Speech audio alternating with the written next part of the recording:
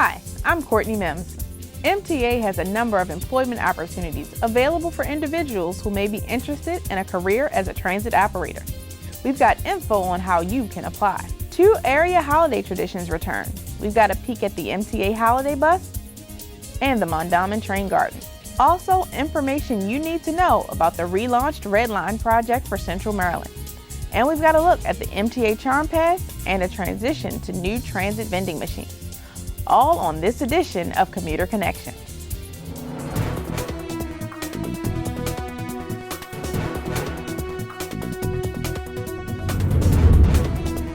Have you considered a career in transit? Well, MTA is looking for a few good people to join the ranks of transit professionals operating buses and trains in our region. MTA Deputy Director of Human Resources, Denise Clark, joins us with information you need to know to apply for these jobs. Thank you for joining us. Thank you, Courtney.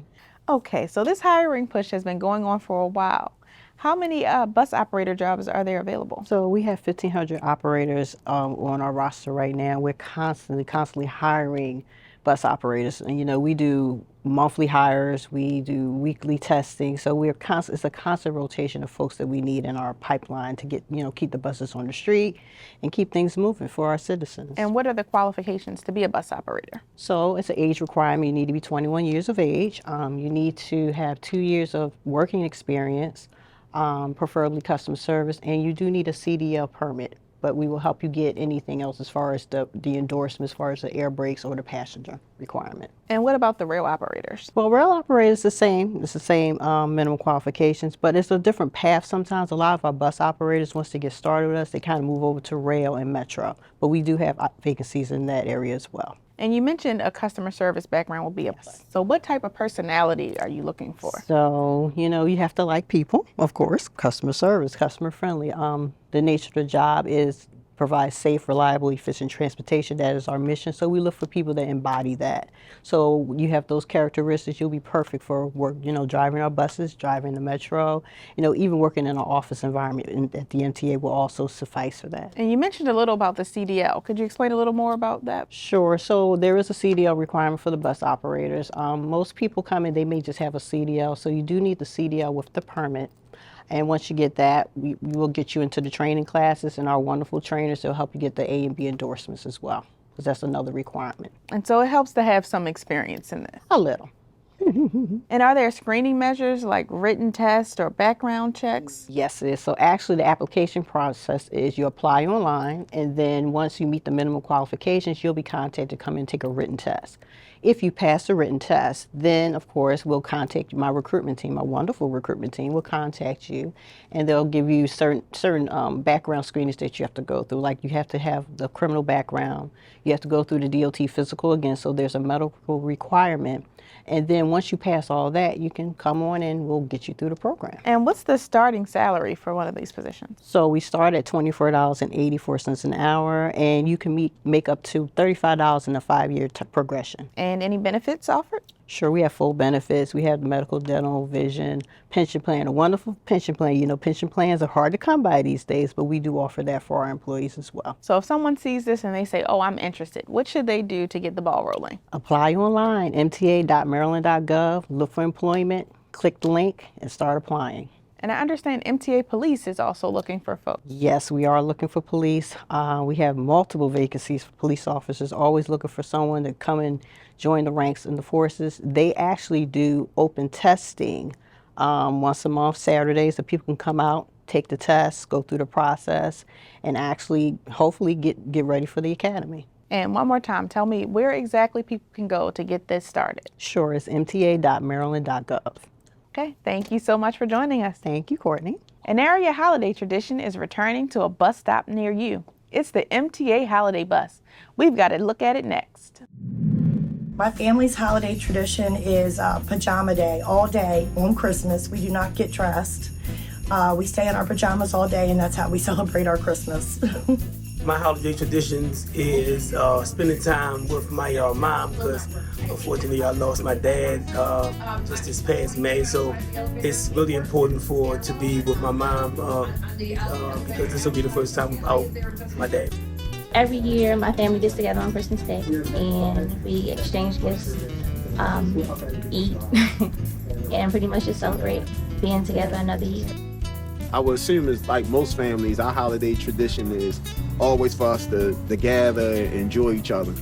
So my holiday tradition that we do every year is I get together with my husband and his side of the family, and we come together at his parents' house. We get to enjoy all the wonderful food that my mother-in-law makes. It's all wonderful. And we get to just enjoy each other and be there together.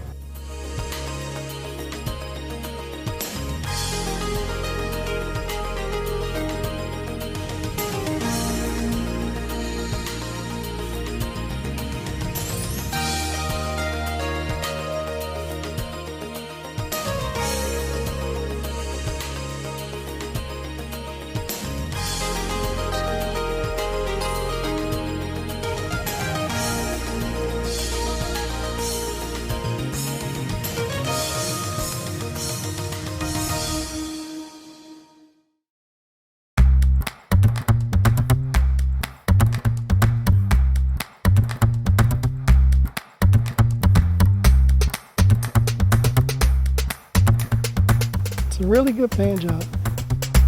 The pay's awesome. Like that's why a lot of people stick around. You got people that have been here 30 and 40 years. The pay is lovely. I love the pay. The pay affords me my lifestyle. The money's here. You just got to get it. Yes.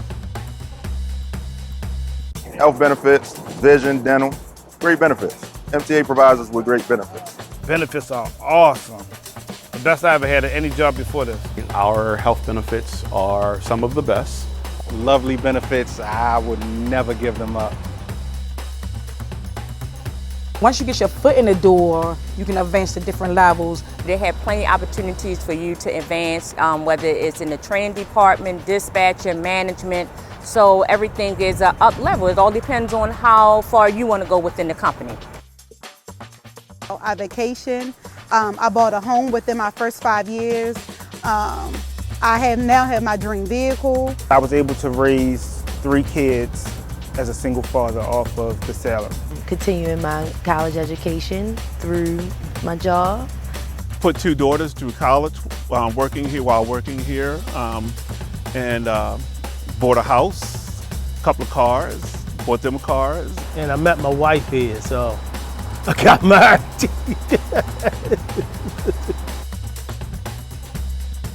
The satisfaction that I get from being a light rail operator is the feeling of I'm actually doing something and helping people. Yes, I love what I do. I come to work every day. Love getting paid every Fridays. Give it a shot. Come on board. We'll help get you through it. They got so many ups, I can't even count one down.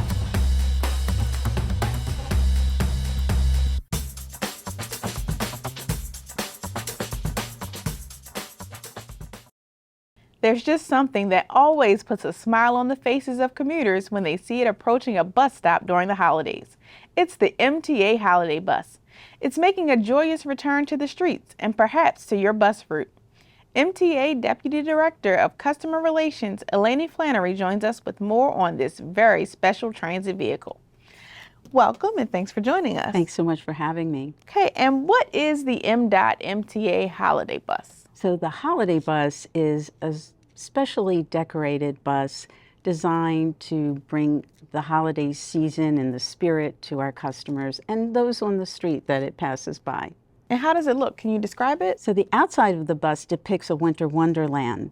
Once you board the bus, you hear music and you feel like you're in Santa's workshop. And when does it hit the streets and what bus lines does it travel?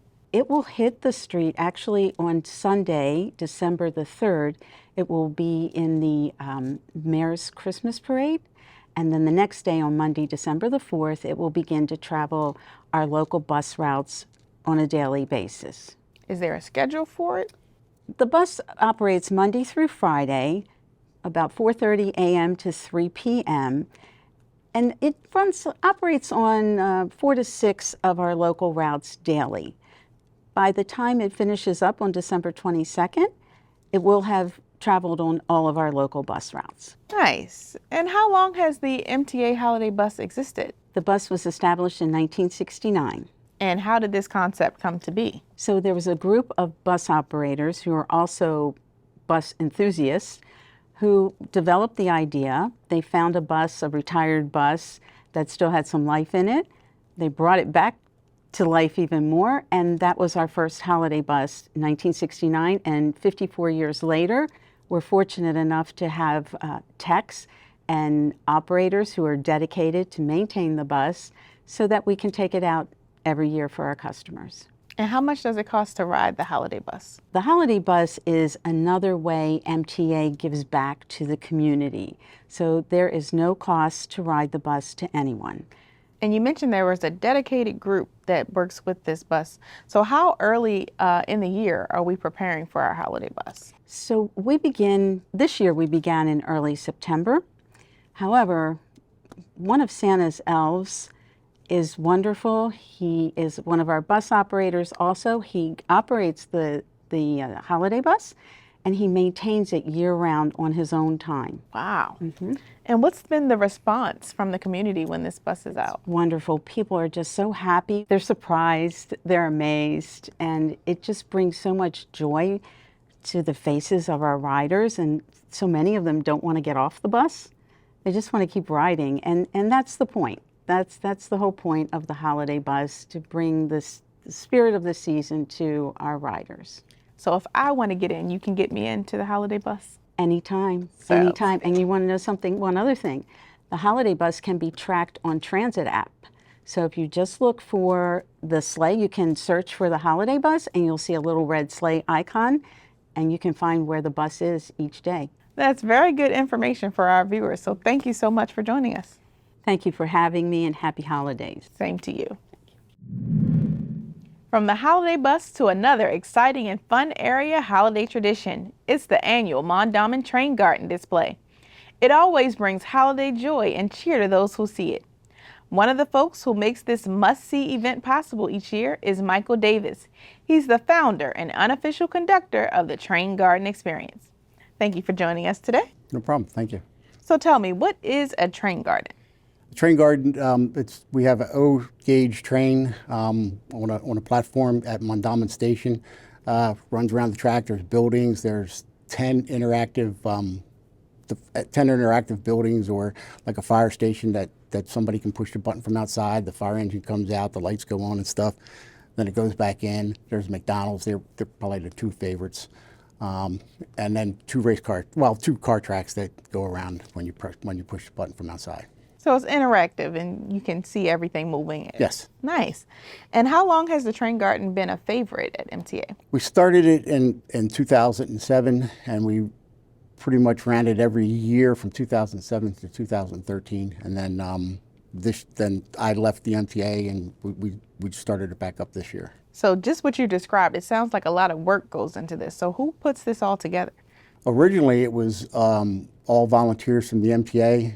One consultant, electrician, helped us originally wire everything up, but mostly it was all volunteers from the MTA, and it took a lot of people too. I mean, it was a lot of people that helped. And how did this all begin? The electrician Marco and I were just sitting around talking. He's like a buff with that kind of train stuff, and he said we should do one for the MTA. And at the time, I was the director of Metro, and so of course I wanted to have it on Metro. So we discussed several places, and then we decided on Mandamin because we didn't know of any other place like that close to there that the kids could go see. So we wanted it someplace, something unique. So we decided on Mandamin. That's why it's at Mandamin. And what's been the public's response to this train garden? Really, really good. I mean, the last couple of years we had it, when we were giving out photos with Santa, the people would wait in line for like 90 minutes, waiting for a photo. I mean, it was always, the times that we were open, it was always a line, always plenty of kids. It's been very, very good. And you said you started back in 2007. So how has it grown since then? In 2007, we pretty much just had the trains, and then the following year we added some more, and then each year, some more interactive buttons, more things that the children could do from outside. Like I said, the last several years, we gave out really nice photos with Santa. The children would sit with Mrs. Claus and listen to stories while the parents wait in line to get the photos. And any memorable moment that sticks out to you over the past few years? Yeah, just basically all the thanks we got from the children. I mean, one time a special needs child came up and hugged me and thanked me, and that was pretty cool. You know, so it was you know, just seeing the kids pushing their face up against the glass, and you know, like look at that. It's just really nice. So something for the kids and those of us like me who are kids at heart and can't wait to push the button. When will the Train Garden display actually be available for people to come view? We'll have it up and running December 2nd. And it'll run until when? New Year's Day. Oh, nice. The end of New Year's Day. Is there any cost associated with visiting the Train Garden? No, it's free as long as you have a ticket to ride the Metro. Thank you so much for joining us. No problem. Just ahead, a look at the Red Line project for Central Maryland. That's next. Holiday traditions that I remember most growing up is, you know, going to my grandmother's house and her making food and all my cousins and everybody playing outside, doing football first, and then coming in for all like the good smelling food. That's all the holidays, Christmas, Easter, Thanksgiving more importantly. Now we still celebrate the same way. You know, whether she's here or not, we still remain that same tradition, and we try to keep the whole, like all my uncles and my parents, myself and my aunts and all my cousins, we just do all the cooking now. No, I don't have any holiday traditions. It's, you know, I go to my wife's mother's house for a little while, and then I'll come home with my puppies and then take care of my puppies for the rest of the night, because I don't like them to be alone as long as possible. So, and that's about it. Every year my daughter performs in the Nutcracker Ballet at Towson University, so that is the start of the holiday season for us.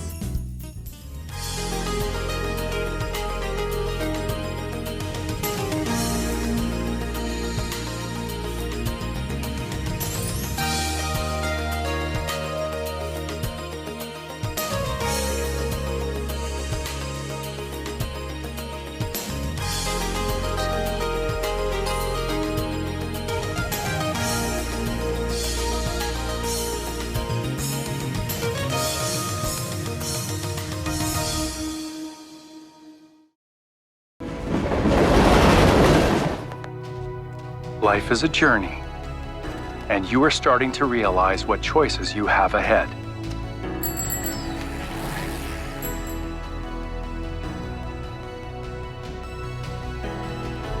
This path you are on is the road to your future. Today's decisions help you discover your tomorrow.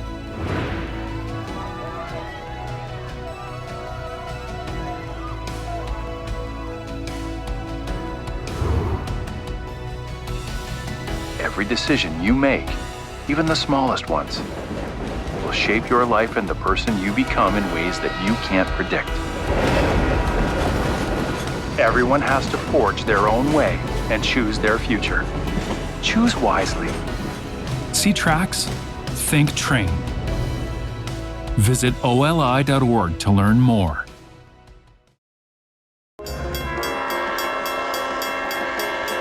Trains are wider than you think. Don't work too close to the tracks. Instead, stay back, stay away, stay safe. Hey boss, the truck just stalled on the tracks. I'm gonna need a tow truck. If stuck on the tracks, don't stay in your vehicle. Instead, get out, get away, and call the number on the blue and white ENS sign. I need to report that my truck is stuck on the tracks. Do you need the crossing number?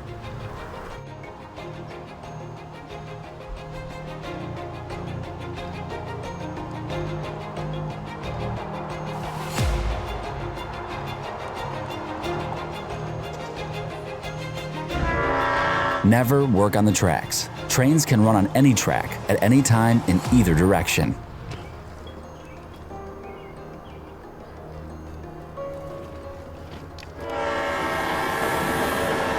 Always expect a train. See tracks, think train. Visit oli.org for more information. 1 in every 3 households in our area do not have access to a car. This means a significant number of people in our community rely on transit as a means to travel, to work, school, and healthcare. The relaunched Red Line project is expected to provide these commuters additional travel options and bring welcomed employment and economic growth to the region. MTA is also interested in getting feedback from you regarding plans for this project. Red Line Communications Manager Jerome Horn joins us with more on this project and how you can share your thoughts. Welcome to Commuter Connections. Thank you for having me on the show. So, from the top, what is the Red Line project? So the Red Line is a major east-west transit project that will fill a gap in our transportation service. Today, our present bus routes that run in the corridor serve a high ridership, and the Red Line will serve to bring a faster, more reliable option to riders, connecting them to different parts of our city and region. So where will the Red Line run? So the Red Line will run, we're starting in the west from Centers for Medicaid Services, Social Security out in Baltimore County, and then coming in through the western part of Baltimore City, running down Edmondson Avenue, coming down through the center of downtown, through our central business district, and then making its way east. We're still evaluating options for east, but generally serving neighborhoods in Fells Point, Canton, Highlandtown, and ultimately making its way to Bayview. Okay, and so I've been hearing terms thrown around like bus rapid transit or light rail. Do we know yet which mode it's going to be? So we've not selected a mode. So we have existing light rail here in Baltimore, and then bus rapid transit is another option that we're considering. Bus rapid transit is really, can be thought of as like a train on wheels, really trying to bring in a lot of those rail-like features so that the bus runs in its own dedicated lanes that are separated from traffic. It stops at real station stops that are actually built and has level boarding. That means that our patrons can enter and exit without having to step up or step down. And then it uses special signals to communicate with the traffic signals so that it can move faster throughout the corridor. How many stops are expected on the Red Line? We're still finalizing the exact number of stops, but we expect it to be approximately 20 different stations. So this is a pretty big undertaking. So what phase are we in now for the Red Line project? So now we're in sort of our second round of public input and moving towards making decisions about project alignment, mode, and extent of tunneling. So we had our summer outreach and now we're in our fall outreach. And we're really taking this moment to gather critical public input and work with local community stakeholders and organizations so that we can begin to basically take all the information and the feedback from the public, crunch that data and those numbers, and then work our way towards making a project selection for the project sometime in the first half of next year. And so will the Red Line connect to any other current transit options? Yes, that's one of the big things, connectivity. We will have connections to existing MARC train service, our existing light rail, and potentially metro as well. Okay, and again, this is a big undertaking. So do we know how much of the funding of this will be local versus state funded? We're still working with our local partners, both at the city, county, and state level, to understand and work on our financial plan. And we do expect that we'll also apply for federal funding and have a portion of the project funded through that mechanism as well. For most of us, we know that this is the second time around for the Red Line. So has much changed since it was initially introduced? In the 8 years since the project was canceled, there has been some minimal change in the corridor. There's been some new developments that we're working through on the east side, but a lot of the corridor is the same. And so we're able to take a lot of the work and information and the studies that were previously done and use that to inform the decisions we're making now. Wow, I didn't realize it had been 8 years. How did the idea of the Red Line originally start? The Red Line dates back to the 2002 Baltimore Regional Rail Plan. This was a plan that identified some key corridors for high-capacity transit investment. And the particular line that we call the Red Line was actually identified in that plan with the color red. How important is a project like this to the region? The Red Line is transformative. It will provide access to opportunity. As mentioned earlier, many of our residents do not have access to cars today. It creates more of a comprehensive or connected transit system. It will connect to our existing transit services with MARC, light rail, and metro, and there is a ton of potential for economic development. The Red Line, would this be run by MTA or who runs it? MTA will run the Red Line. Okay. Is public input still being sought on this project? How can the community get involved? Yes, we're still taking public input. The public can go to redlinemaryland.com and email the project team and leave feedback about key features of the project, whether that's how much tunneling should we do? Do people prefer bus rapid transit or light rail? And what specific streets would they like the project to run on? And so one more time, if viewers want to get more information on Redline, where do they go? They can go to redlinemaryland.com. All right, well, that's a lot of great information. Thank you so much for joining us today. Thank you. Thank you. MTA is in the process of transitioning to new transit vending machines, or TVMs. The transition to new machines will affect commuters. MTA Chief Customer Experience Officer Mike Helta is here to fill us in and to share information on the MTA Charm Pass as a means of fair payment. Welcome, Mike. Thanks for having me. Thank you for being here. Okay, so the question on everyone's mind, with this transition, how long is it going to take and what can we expect in the process? So the project's going to take about 12 months. And so we started in late October, early November, and we're slated to finish up in November or December of 2024. Now, what you can expect is during this process, you will not be able to use your credit card at the ticket vending machines. The machines will still accept cash, but will no longer accept credit cards. And why is this even necessary? We wanted to make sure that that the equipment in the field provides the most secure transaction with your credit card as possible, and so we had to upgrade the systems inside that to make it happen. Okay, and is this taking place across all modes? It's taking place light rail, metro, and core bus service. Okay, so we're getting these new machines. What can we expect from that? They're actually not going to be new machines. What we're doing is we're replacing kind of the innards of the machines, and so when this is done, the experience for the rider as they're purchasing a ticket is going to be the exact same as it was before. It's just going to be a more secure experience. So they'll look the same, but they'll be safer. Correct. Gotcha. And how important might the Charm Pass be in this transition? So if you can't use a credit card to buy a ticket, Charm Pass allows that capability. And so the Charm Pass is our mobile ticketing application. It works for all of our modes, and so you can use your credit card to buy your ticket on there. It goes with you wherever you go.